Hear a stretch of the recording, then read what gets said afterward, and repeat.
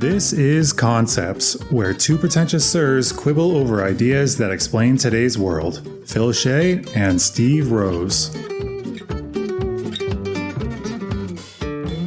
Welcome to the Concepts Podcast. Welcome. Today's episode is familiar to many people, especially those who read self-help stuff. It is the growth versus fixed mindsets. Nice. Love it. This is both of our wheelhouses. Yeah. Yeah, though I ended up doing some research because I always feel compelled to do some. And I primarily took from a blog called Brain Pickings. It's a fairly famous blog where I don't remember the name of the author. She basically writes about whatever she feels like, and somehow that got enough traction. Maria Popova, that's her name. Okay. So she reviewed this book called Mindset by Carol Dweck, who's a PhD. Yeah. Yeah, I'm not familiar with her, but it sounds like you are. Mm-hmm. What do you know about her? The name's familiar. I believe she does work on grit. Nope, that's Angela Duckworth. Ah, okay.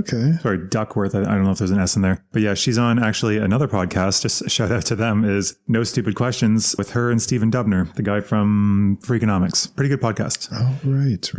Nice. They have what I would aspire to, which is where they just say stuff in the podcast and then somebody else afterwards looks it all up. And then at the end of the episode, it goes through everything they mention and specifically singles out those things. Oh. I don't want to add that to my workload of this already. No. So I'm not going to be doing that just yet.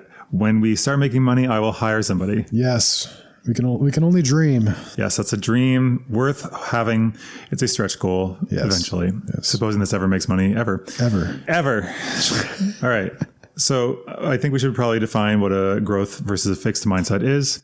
We've been failing, or I've been failing to do that so succinctly at the beginning of these episodes. So I took a quote from Brain Pickings, and she's referencing the book. And so I will begin with a quote from Brain Pickings. A fixed mindset assumes that our character, intelligence, and creative ability are static givens, which we can't change in any meaningful way. And success is the affirmation of that inherent intelligence, an assessment of how those givens measure up against an equally fixed standard. Striving for success and avoiding failure at all costs become a way of maintaining the sense of being smart or skilled. And then the other flip side, another quote, a growth mindset, on the other hand, thrives on challenge and sees failure not as evidence of unintelligence, but as a heartening springboard for growth and for stretching our existing abilities.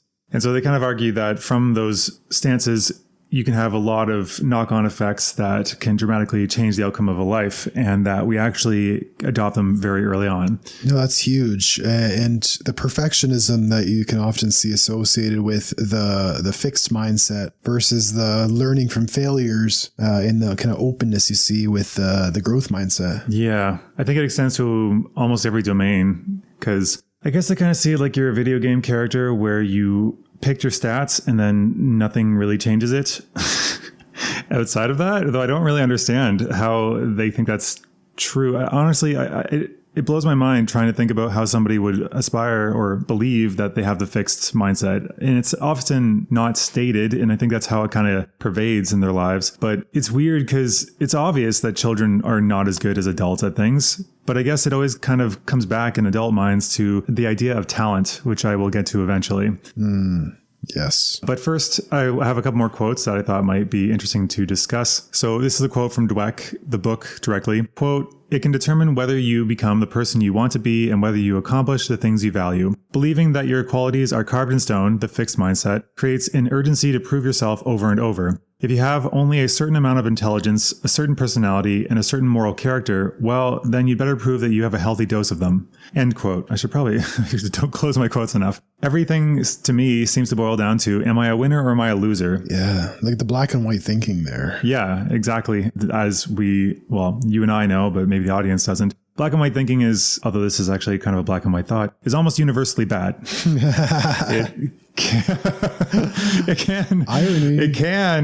It can be useful, but I'm sure in some contexts, but in most contexts, it seems to not really apply and seems to lead people astray.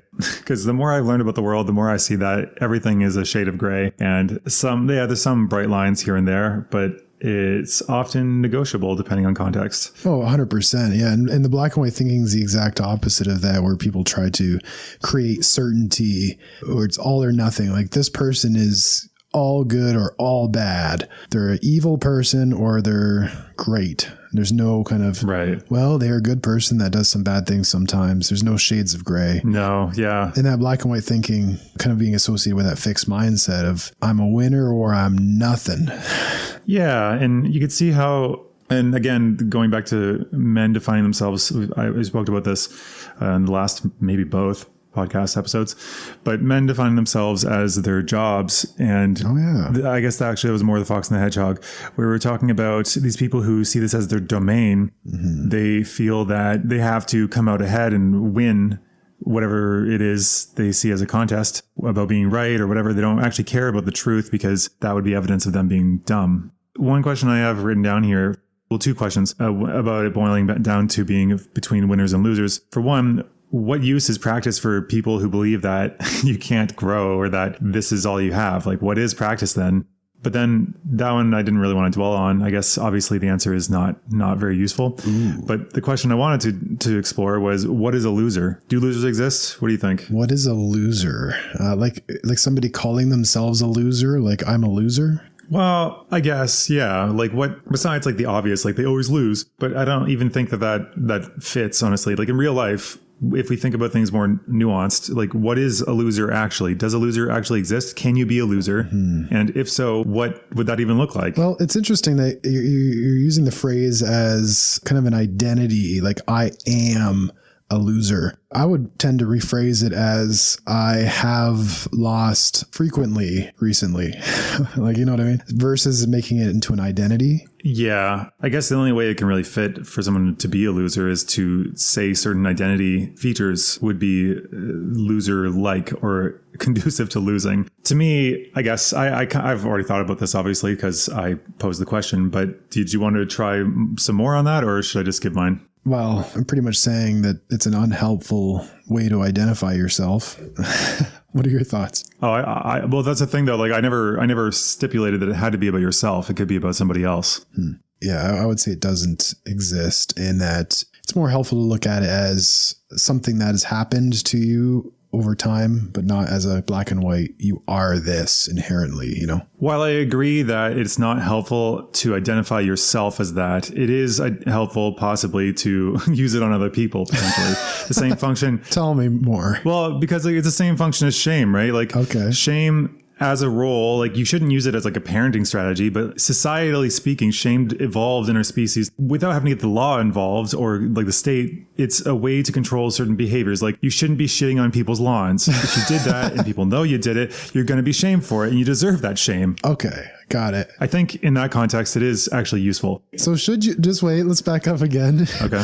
So should you be shamed if you are doing that, or should people ask you, what is going on with you right now that would make you want to do something like that? And should they be helped rather than shamed? I guess some would argue that shame is helping them. I think it would be better to help them. I mean, it depends on how egregious the act is. Obviously, shitting on somebody's lawn is going to be so out there that, yeah, there's probably something going on there, and we should probably discuss that and approach them. We should like in reality, should we shame someone who's doing that? I think there's some mental health problems. Okay, I think you're jumping too much on this particular topic. I just mean there are instances, like if somebody keeps making rude comments about people's weight, you could probably shame them for being such a dick about shaming other people. That's a better example. Okay, I just wanted to make sure that the example was more solid.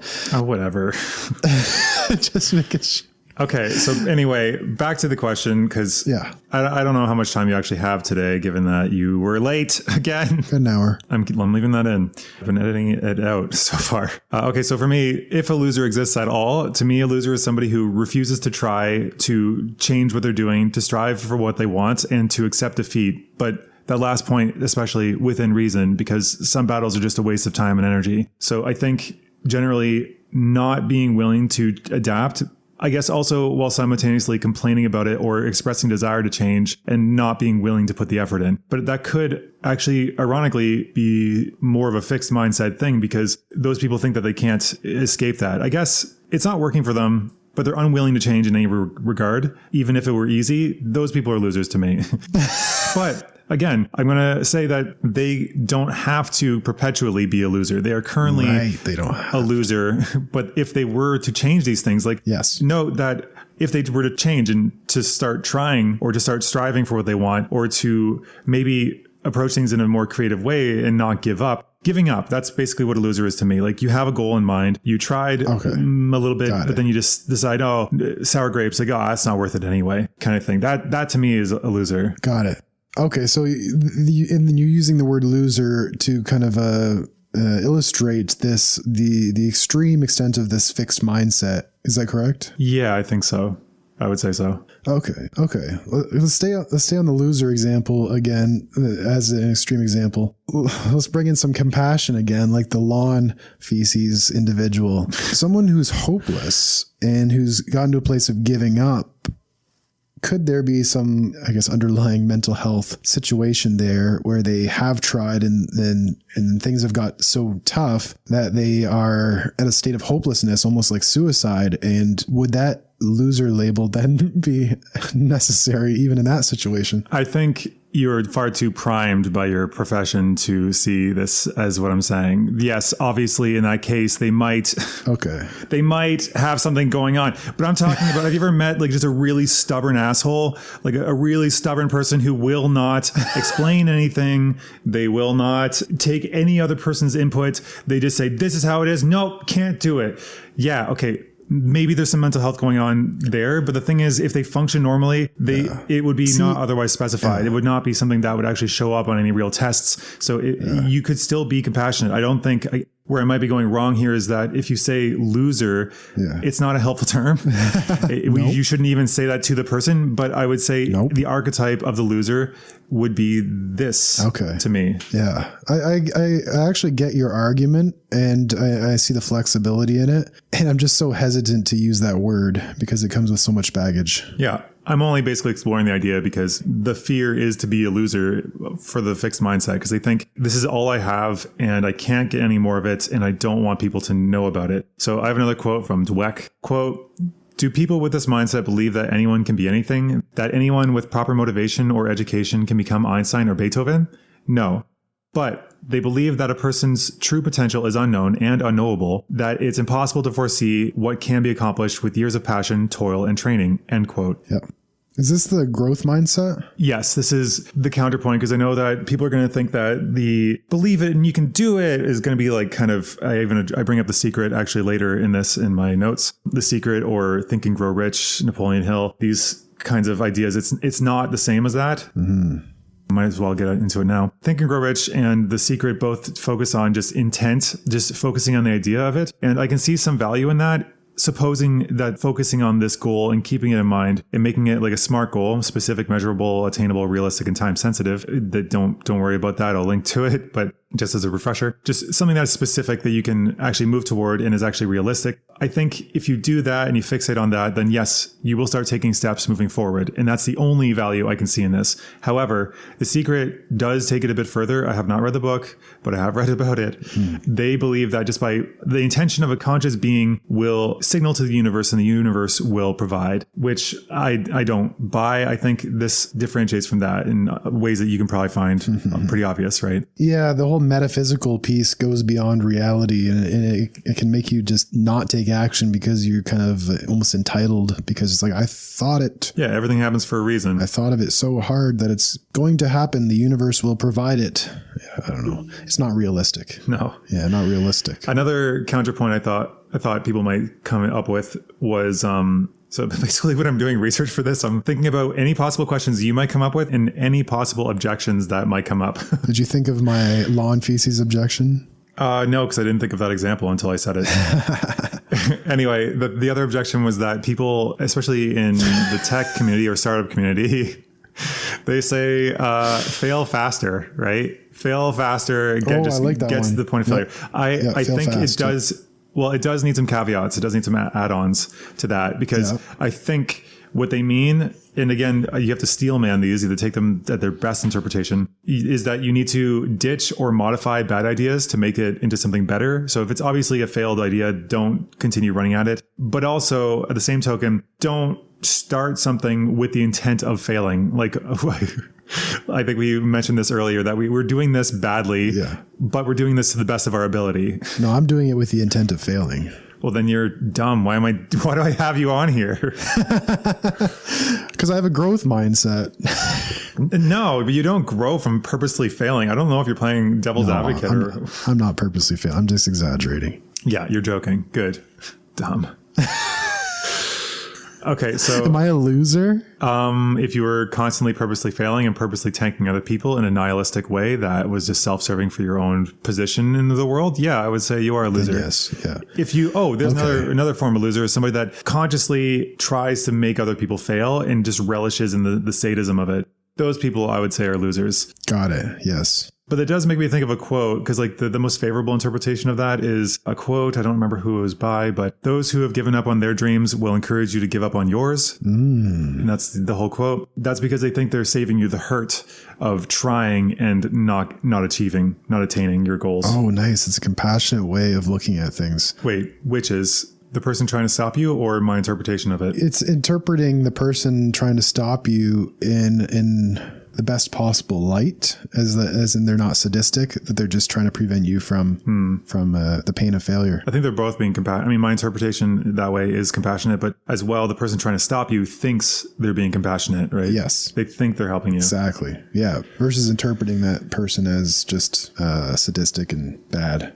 They're just naysayers, but I mean, sometimes they are. Like actually, it does talk about how one of the dichotomies was that for the success of others, people with a fixed mindset will feel threatened by the success of others, while others find lessons and inspiration from the success of others. This might be conflating two concepts, though, because like whether you think the pie is limited or if the pie can get bigger and more people can have some of it, that might not have to do with necessarily with growth versus fixed mindset, but you can see how it might come from a fixed mindset since they don't think that value can be created and we can't grow. So maybe that extends past the individual. Right. Yeah. So growth mindsets are what we should be striving for. Fixed mindsets are what generally keep us stuck or, feeling bad about ourselves if we don't succeed. So what are some practical strategies that we could use to get ourselves out of these fixed mindsets? I will get to that.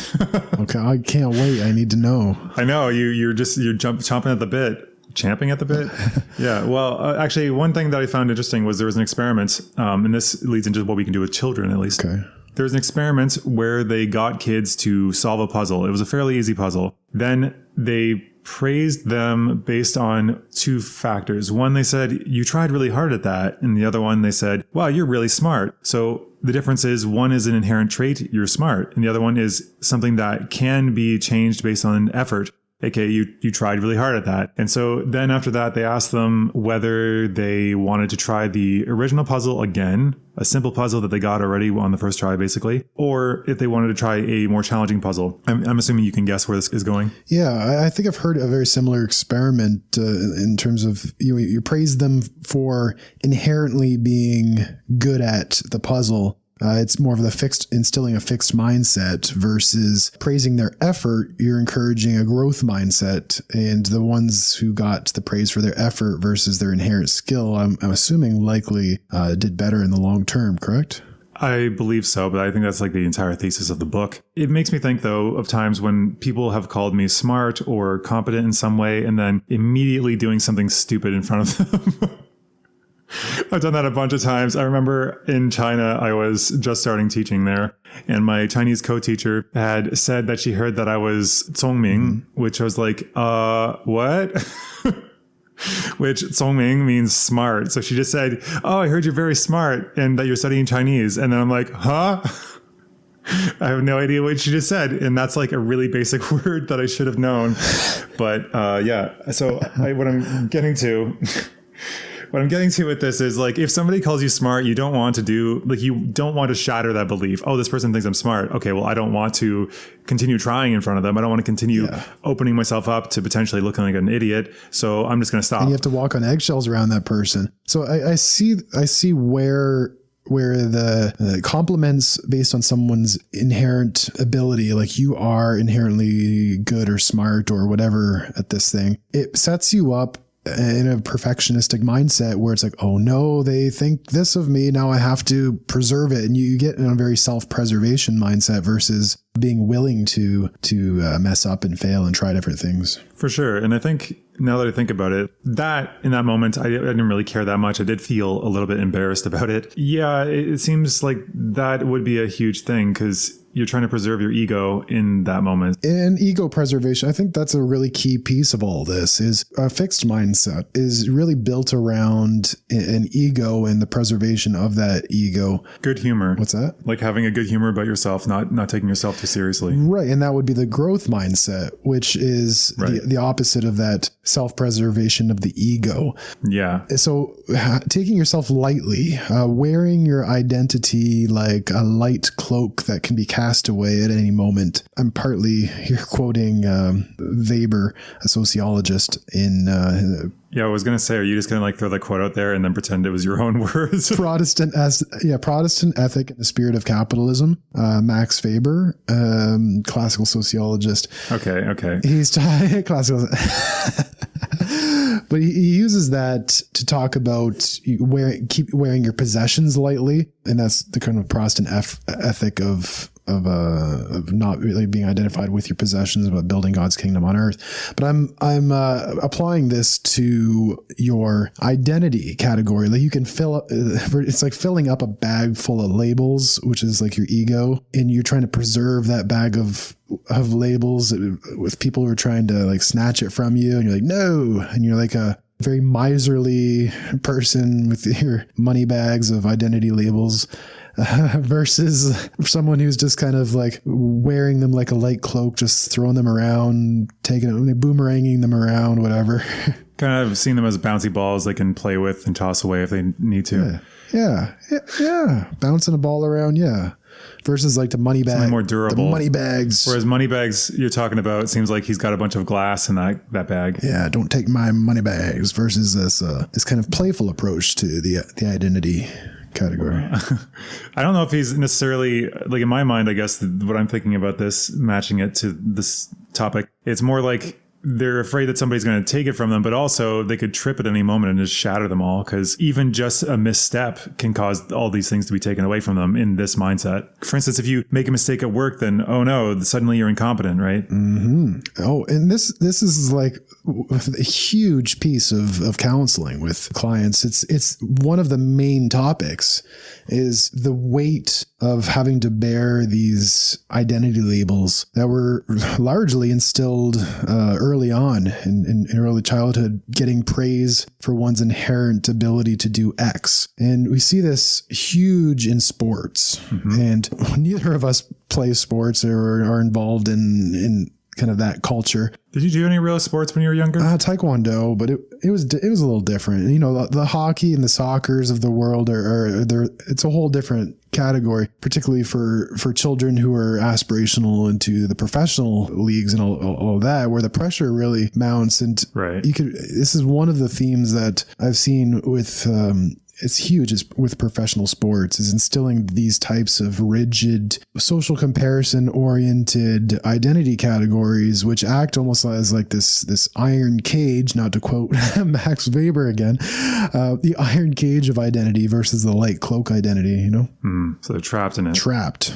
I was going to move into was talent and how I called it a mythic salve. Nice. Something that doesn't really exist, but people use it to soothe their bruised egos at times, because the way I'm going about this. So you just wait. So you're saying talent is, in your words, a mythic salve? Yeah, I'm saying it's a concept that people like to lean on a lot. And yeah, I guess you could argue it exists, but it's almost meaningless to buy into that whole mindset to me. Who will get further? The greatest talent who doesn't put any effort in, or a relentless idiot, a relentless buffoon? I mean, it should be evident that, let's even the playing field. An average person who isn't especially talented versus somebody who is exceptionally talented at that thing. I would argue that the average person who continues to try and doesn't give up often actually will continue persisting much longer, because they don't automatically get the accolades and they're doing it because they actually enjoy it. Whereas a lot of talented people, they like it a bit, but they're not really they're not going to push themselves that much because everyone's already telling them they're amazing. That goes to like the whole, the good is the enemy of the great concept, at least one interpretation of it.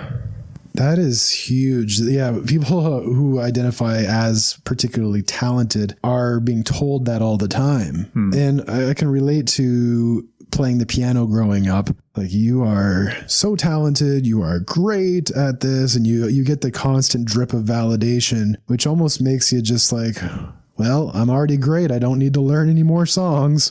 Yeah, I'm good. I got my bag of tricks. Yeah. This is impressive to people. Yeah, I got a bag of tricks that are pretty impressive, but I kind of didn't go beyond the, 4 or 5 different songs that I got really good at. So that almost instilled a fixed mentality where I was done.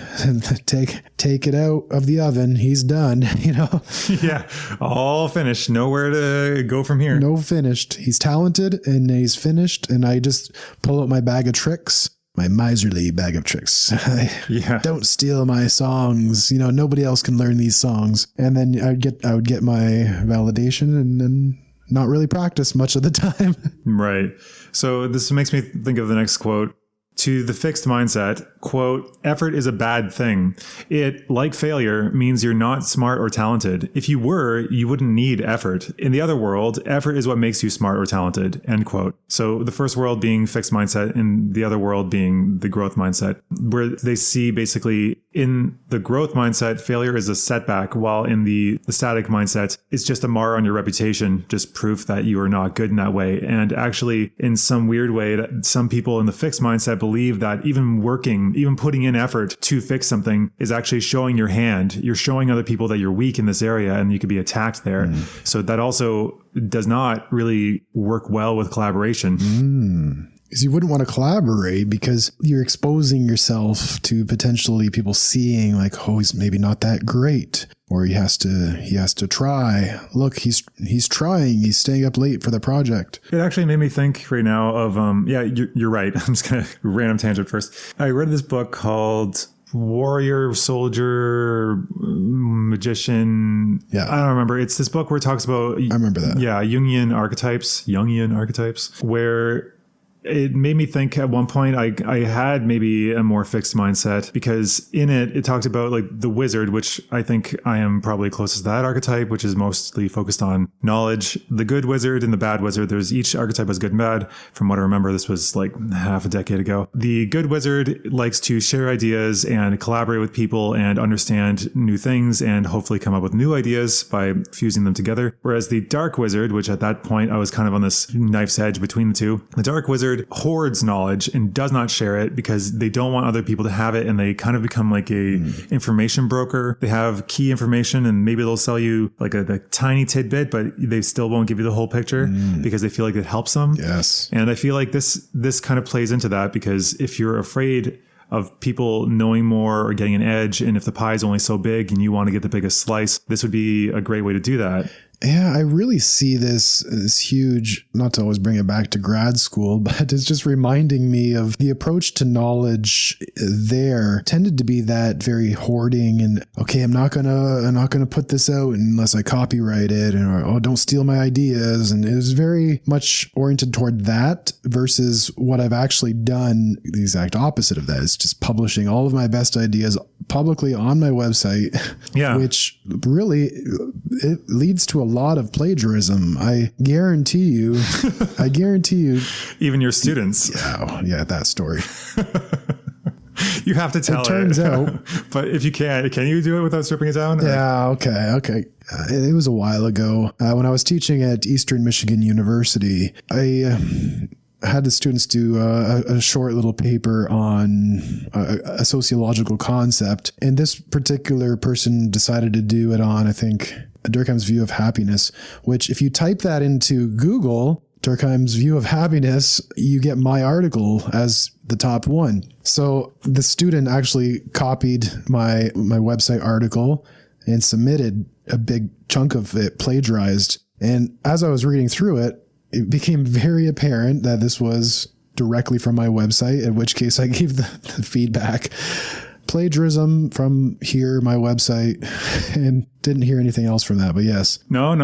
I do remember more to the story. You told them if they had a problem with the 0 you gave them, that they should go to a particular office. And then later she was asking you, I think at a different class, what time that office was open. And you said, no, don't go there. She got mad at you because you had told her to basically turn herself in for plagiarism, which would get her in serious trouble. And you had given her just a slap on the wrist.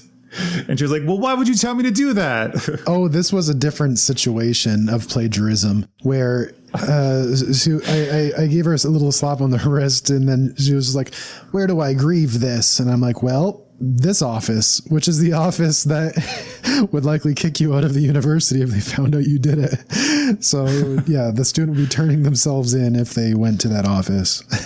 Yeah. The book I was thinking of is King, Warrior, Magician, Lover by Robert Moore. Okay. Well, I'm glad you specified that. Yeah, I know. Everyone needs to know this. So if I had a fixed mindset, I wouldn't be publishing my ideas publicly. Right. But I have a growth mindset. Therefore, I get plagiarized. Yeah. And what's the benefit of this growth mindset? Because now people can plagiarize me. This is not good. Are you asking, or are you gonna argue it? I'm playing devil's advocate on myself. I'm like, what really are the benefits here? Now I'm just getting plagiarized. So what would you argue in favor of this situation? Oh, frankly, I think most people are too lazy, and yeah, you might get plagiarized. But the thing is, I find that the more I put my ideas out there, whether it's a startup thing or I don't know, a blog or a story. Yeah, somebody might take it, but frankly, most people are kind of lazy.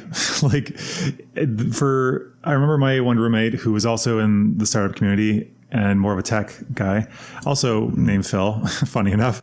He basically told me that what they had taught him was hiding your idea and not telling it to people was actually the very worst thing you can do. And I've come to agree with that because even if I have a great idea, if it's an absolutely amazing idea, people will tell me it's a bad idea and they will tell me not to do it because they won't necessarily see the value in it when there could clearly be value. Suppose they even did see it as a good idea, they might just be like, yeah, do it. But most people are not going to step up and do anything. Most people don't want to.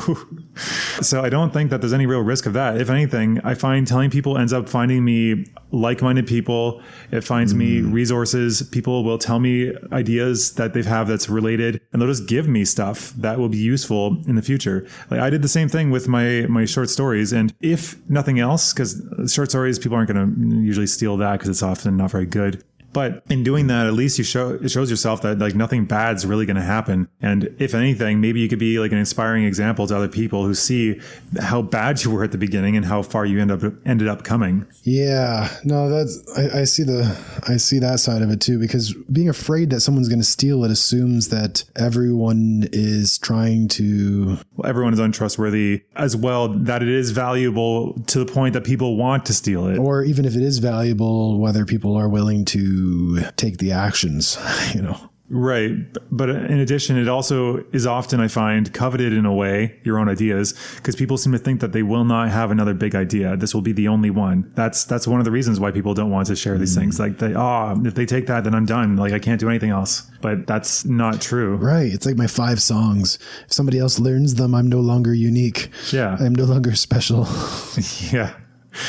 But I think also one of the things I see my sister do sometimes is she really likes stars and musicians especially. And I'm not disparaging this necessarily, but I just don't think it's a great idea, which is there are a lot of myths around these basically like modern day gods of sorts, aka celebrities. And one of them often like I'm thinking of the Killers. Okay. I don't know the story behind this. On record, apparently the first song they ever completed was Mr. Brightside. No way. That's how the myth goes. I don't know if it's true or not, but let's suppose that's true. That's the first song they finished. Okay. What does that? Well, one, they put on that thing finished. What do they mean by that? Did they have just like a bunch of pieces, or did they have some finalized versions, but they kept tweaking it over years and years of revisions? Because the way this myth is often told is that it came out fully formed, a amazing, perfect song, and no real touching to it. But that's probably not the story. It sounds like a perfectionistic fixed mindset. That's probably not the reality of the situation. And if it is, well, good for them. It's very rare.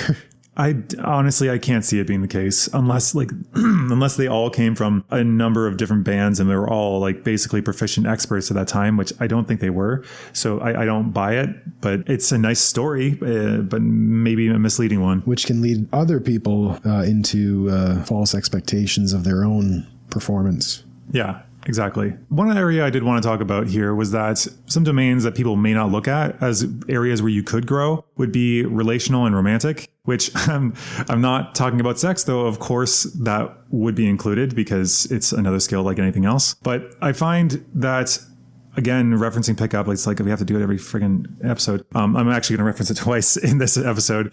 I do find that from me, dating and going out was more of a explorative process where I ended up connecting with a lot of people and understanding more what they went through. Because like obviously women's struggles are different than men's struggles. So being able to connect and talk to them about that ended up giving me a lot broader of a perspective on life and how things work, at least in this society. And it actually, I randomly was starting looking in more into like the dark side of the whole, apparently it's called the seduction community, which I never really called it. If you go past that, where you go into like the mutant territory and everything goes really, again, straight black and white, you can lead to the incels, these infamous incels. Yes. So I learned a little bit about them from a YouTuber called ContraPoints, who is apparently a massive YouTuber. So maybe you'll have heard of her. I know I've sent some videos to. Yeah. But in this particular one, apparently incels themselves have they have a bunch of core tenet beliefs. Apparently they really fixate on bone structure, and whether you have that masculine brow ridge just above your eyebrows, they feel like a couple millimeters, they would actually want to get millimeters injected there to increase that brow ridge to make them more attractive. And they seem to really fixate on just bone and face structure, which is odd. But the reason is because they have taken this fixed mindset to the extreme in the relational sense, though they probably wouldn't phrase it that way, because the most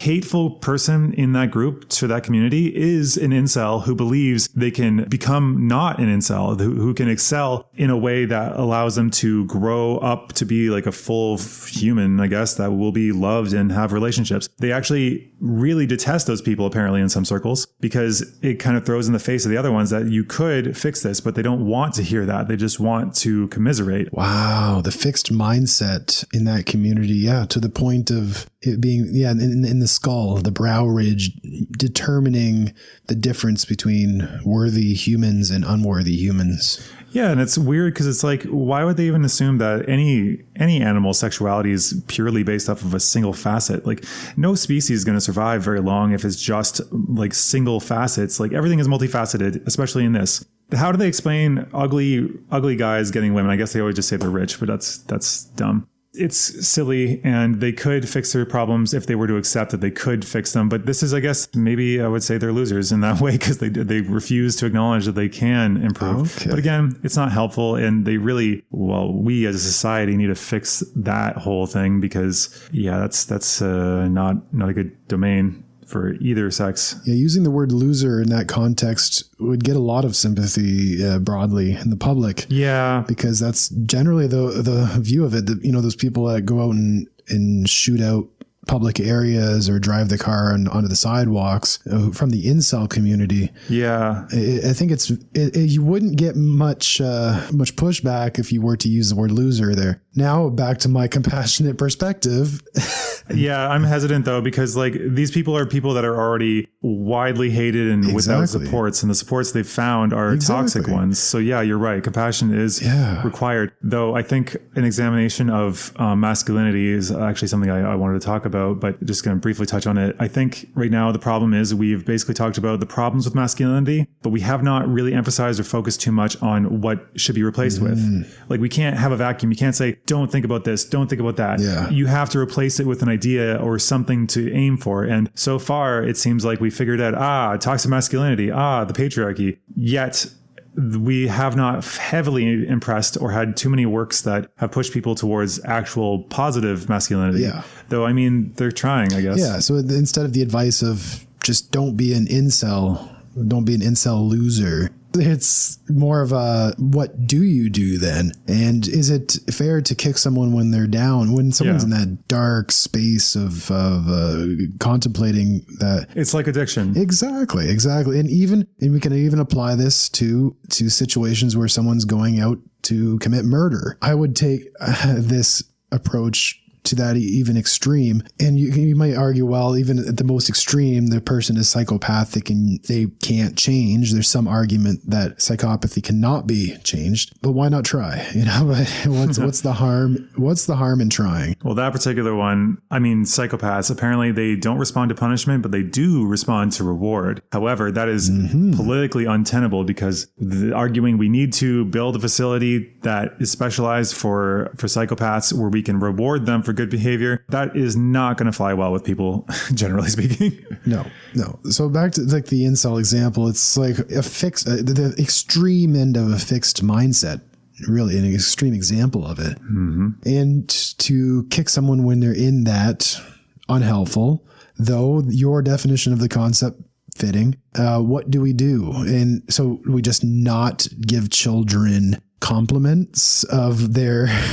No, I've already said that part. I will review it later. So moving on from incels, the places that I actually hear this the most in my own individual life about talent, going back to the whole talent thing, is often with cooking and sometimes with computers and mostly with languages and musical instruments, where they say stuff like, I wish I could, but I never have the talent. And I guess if I want to give it the best argument, they would say, I don't have time for that, or it's not a priority, but it's never presented in that way. It's always presented as, I just don't have the talent, which I got to ask, like, when have you or anybody anywhere ever seen somebody who's completely new with no transferable overlapping skills pick up something and be better than somebody with basically any level of proficiency, any level of experience? I don't think I've ever seen it. People might think they saw it, but chances are they had some previous experience if they were naturally able to do it, or they were watching people for a while. Yeah. But it's just not really a thing, man. Exactly. Yeah. And so we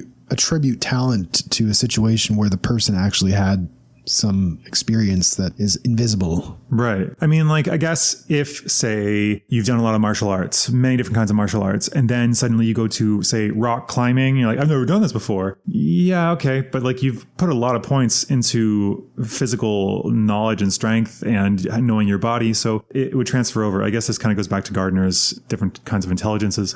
I think that's where my skill in dancing came from, was doing taekwondo, which is doing taekwondo, which is very leg focused for several years. And then however I got to remind you of grade 12 soccer, how if a ball would be coming to be headed, you would try to kick it at the head level and then it would go between your leg and your head because you misgauged it. So you were not good at soccer, but you're good at dancing. So I don't know if that argument holds, but I guess in some respects. Well, I didn't want to hit it with my head because you get prefrontal cortex damage. No, that is not what you were thinking. At that time, you were definitely thinking you didn't want to mess up your hair. No, I didn't want to hurt my head. Right.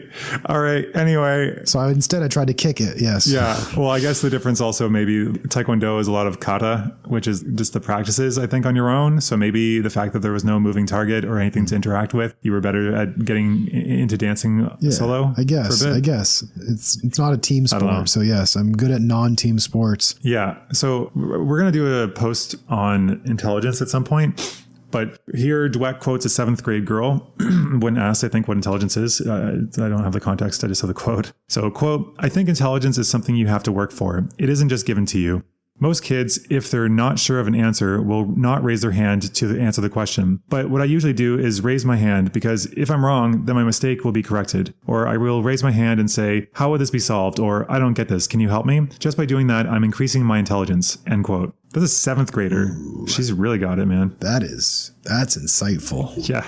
Actually, another interesting point on that same note from Brain Pickings, I think she's pulling from the book again, but she's not quoting here, so I guess I'm quoting Brain Pickings. Quote, those with a fixed mindset were only interested in hearing feedback that reflected directly on their present ability, but tuned out information that could help them learn and improve. They even showed no interest in hearing the right answer when they had gotten the question wrong, because they had already filed it away in the failure category. End quote. Love it. Yes.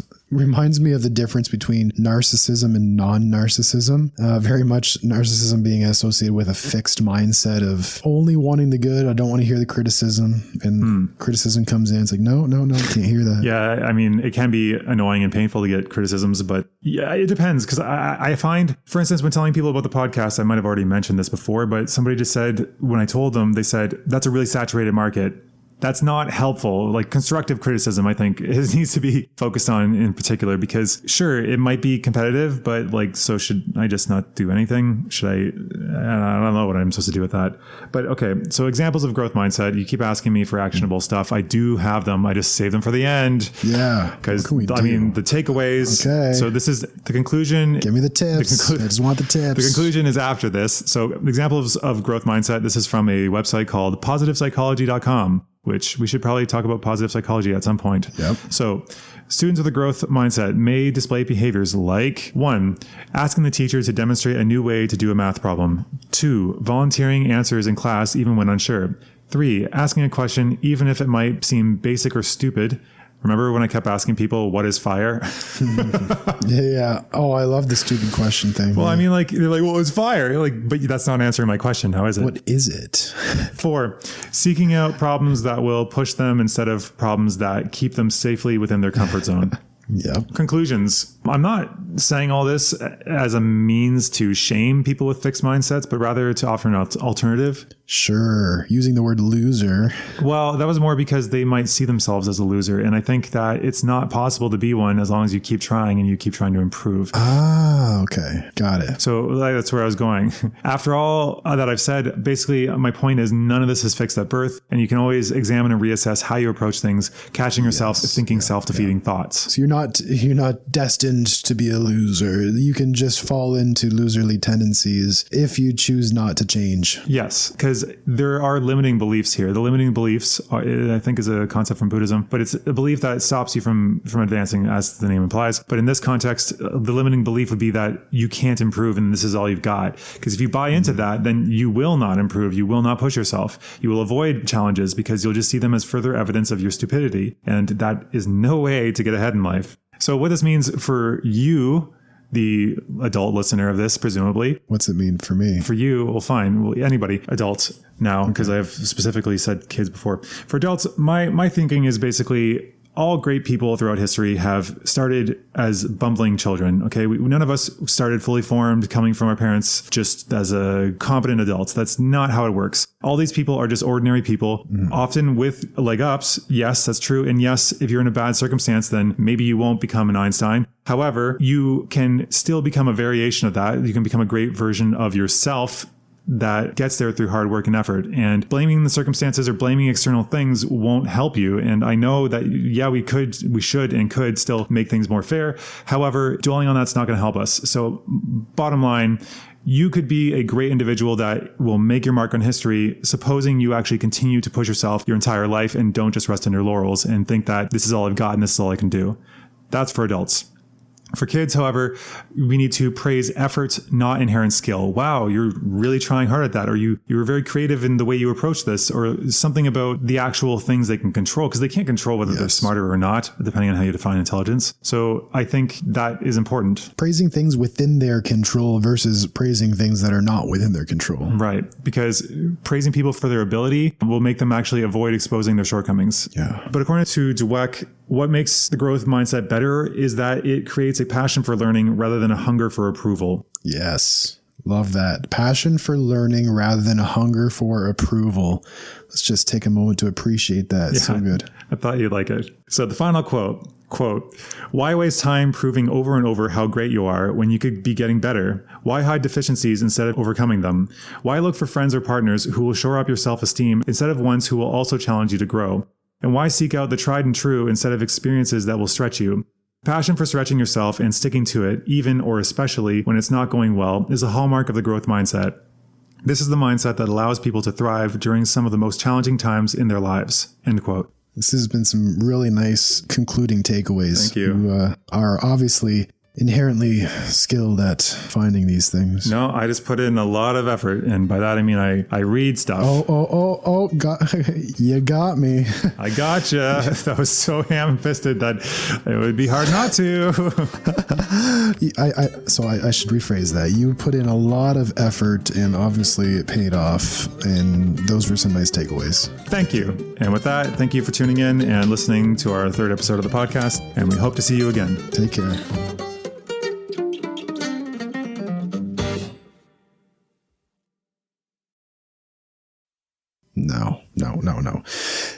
No. I am a loser.